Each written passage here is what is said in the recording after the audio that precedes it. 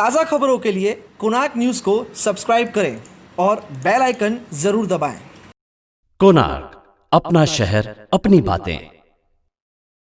कोविड-19 की महामारी के चलते हमारे सामने एक चौंका देने वाली खबर सामने आई है कि हमारे शहर उल्लासनगर के किसी भी सरकारी अस्पताल में लिक्विड ऑक्सीजन मौजूद नहीं है। आइए इस बारे में बात करते हैं समाज सेवक से। सर बताइए, आप यहाँ पर उल्लासनगर 4 के सेंट्रल हॉस्पिटल में आए हैं, क्या विषय को लेकर आप यहाँ पर आए? देखिए, इस कोविड हॉस्पिटल में पिछले 2 दिन पहले एक पेशेंट को हमने एडमिट किया था जिसका नाम मीरा पात्रे करके है। रात को मेरी डॉक्टरों से बात हुई, उसके बाद में यहाँ पर हमने एडमिट किया उनको। एडमिट होने के बाद में ऑक्सीजन लेवल उनका कम था, डॉक्टर्स ने ऑक्सीजन उनको दिया। आज मॉर्निंग से उनकी तबीयत थोड़ी ज़्यादा ख़राब होने लगी। उनकी जो पल्स रेट है, जो सेचुरेशन होना चाहिए 95 या ऐसा, उससे कम आ गया, 70, 80, 85 ऐसा जा रहा था। तो डॉक्टरों ने फैमिली को फ़ोन किया और फ़ोन करने के बाद में डॉक्टर्स लोगों ने बताया कि भाई इनका कंडीशन क्रिटिकल है। उसके बाद में हम लोग यहाँ पर आए। आने के बाद में मेरी अंदर यहाँ के जो डॉक्टर्स हैं उन लोगों के साथ में बातचीत हुई। बात होने के बाद में यहाँ से जो बात निकल कर आई है वो मैं आपके सम्मुख में रख रहा हूँ। डॉक्टर्स लोगों ने बताया कि हमारे पास में जो है नॉर्मल ऑक्सीजन है, हमारे पास में लिक्विड ऑक्सीजन नहीं है।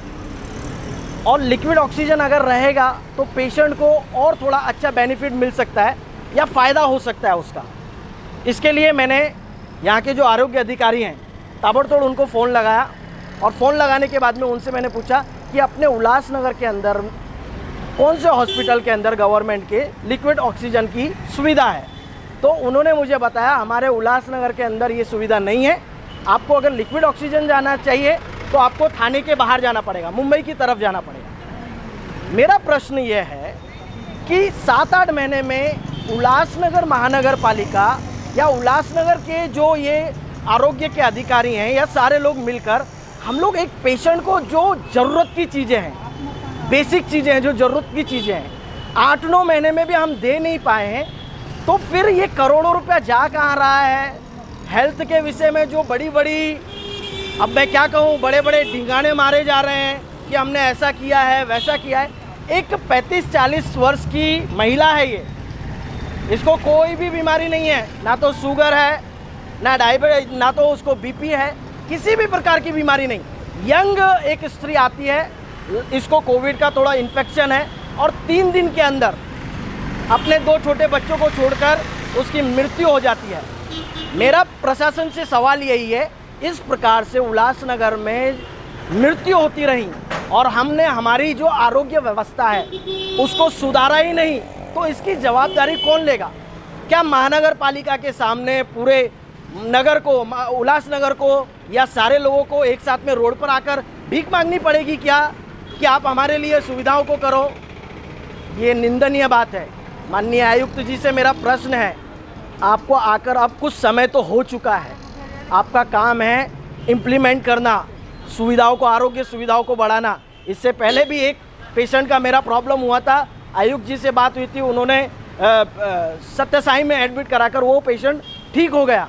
क्या प्राइवेट और गवर्नमेंट, ये दोनों हॉस्पिटलों के ट्रीटमेंट में डिफरेंट है क्या? प्राइवेट में एक अंतिम सिचुएशन पे पहुंचा हुआ व्यक्ति ठीक हो जाता है और गवर्नमेंट में एक अच्छा खासा आया हुआ व्यक्ति जिसको सही ऑक्सीजन यानी कि लिक्विड ऑक्सीजन, यहाँ के डॉक्टरों का कहना है, उन्होंने अपनी व्यथा को आज सवेरे मुझसे बताया है कि हमने प्रशासन को बताया, अधिकारियों को बताया, लेकिन उन लोग अभी तक कर नहीं पाए हैं। क्या इस वजह से हम हमारे उल्लासनगर के जो लोग हैं उनको खोते रहें? ये सवाल है और सभी के लिए, पूरी जनता के लिए एक साथ में आकर हमको जरूर प्रशासन से इस बात को पूछना पड़ेगा। कोणार्क, अपना शहर अपनी बातें। इसी विषय को लेकर हमारी टीम ने मुलाकात की उल्लासनगर महानगर पालिका के आयुक्त डॉक्टर राजा दयानिधि से। आइए जानते हैं क्या है उनका कहना। पेशेंटला लिक्विड ऑक्सिजन पाहिजे किंवा गॅसेस ऑक्सिजन पाहिजे हे पेशंट काम करतं, कारण ते आपल्याकडे सवलतीचं आहे। मुद्दा ऑक्सिजन अवेलेबिलिटीचा असेल तर आपल्याकडे प्रत्येक दिवशी आपण ऑक्सिजनचा नियमित साठा ठेवून त्याचं रिव्ह्यू करतो। तर मी तुम्हाला सांगतो की लिक्विड ऑक्सिजन आणि गॅसेस ऑक्सिजन दोघांमध्ये फरक आहे। तर बघा शेवटी आपण सगळे घेणार ऑक्सिजन एकच आहे. परंतु लिक्विड ऑक्सिजनच्या बेनिफिट अशी आहे की लिक्विड ऑक्सिजन आपण जास्तीचे जास्त स्टोर आपण करू शकतो.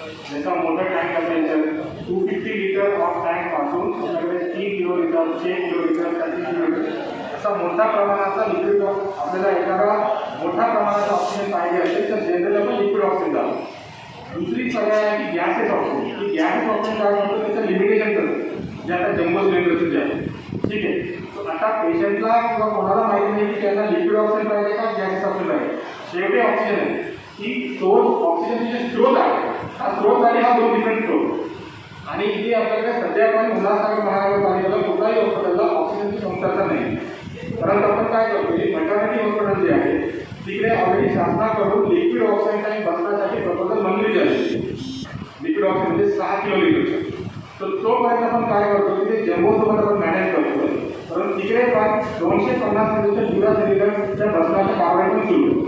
तो एखादा पेशंटच्या ऑक्सिजन लिक्विड ऑक्सिजन भेटत नाही की पेशंट कोणी सांगू शकतो. कारण पेशंटला शेवटी लिक्विड ऑक्सिजन असो गॅससाठी नसो तोच पाईपलाईनमधून देणार आहे तोच मास्कवरून देणार आहे. तो ये लिक्विड ऑक्सीजन और गैस में फर्क नहीं है, सेम ही है, बट सिर्फ हमारा सोर्स का डिफरेंट है. कोणार्क अपना शहर अपनी बातें.